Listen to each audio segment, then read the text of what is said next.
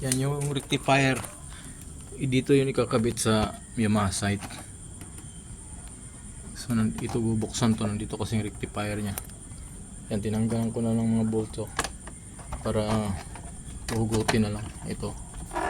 Yan, ito yun siya. Ganda kasi pag branded, kasi yung kahit ganun lang siya, hindi masisira yung ano nya. Yan. Pero pag ano yan, sira yan. Yan o. Oh! Bayay.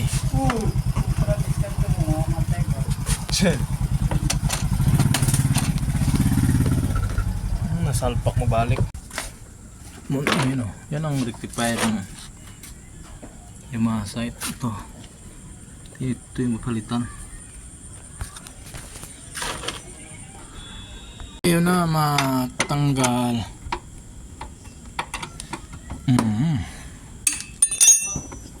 Ay matanggal, gabi na eh. Walang ayan o, tanggal na. Tanggalin natin sa connector. Tingnan natin. Compare natin doon sa isa.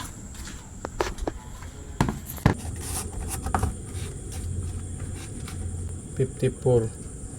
It's 9060-00. Ano siya? Ano tawag nito? Rectifier ba? Rectifier. Yan, pare-pareha talaga doon sa dati kong rectifier. Ito ipalit natin.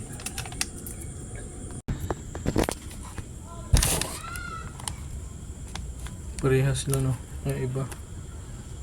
Tingnan natin kung yan ba ang malaking kaibahan. Yung number.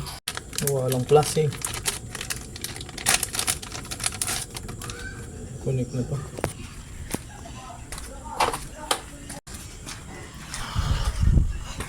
Bago na. Higpitan natin. Subukan. Madilim eh. Gabi kasi. Masubukan natin to kung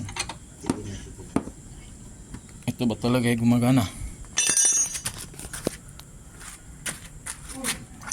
Dapat palitan mo natin battery.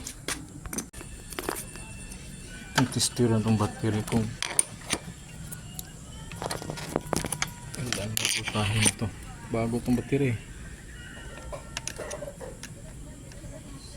11 lang. Tingnan natin ito mag-charge.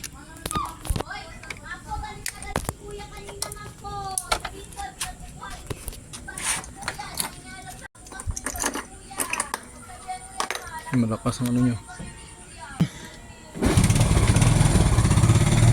Mag-charge to. Kasi dati walang dashboard yan. Wala rin brake light. Ngayon nagkaka-brake light na. Nagkaka-T-light na. Diba? Ano talaga? Yun lang talagang kulang niya. Nabilahan na ng stator. Sabi ng mekaniko, stator daw sira. Hindi ko naman tinatistiran dahil mekaniko siya. Yan, makikita yan dyan. Yan o. Ano siya na. Tingnan natin kung magcha-charge. Hanahanap din naman kung magcha-charge siya.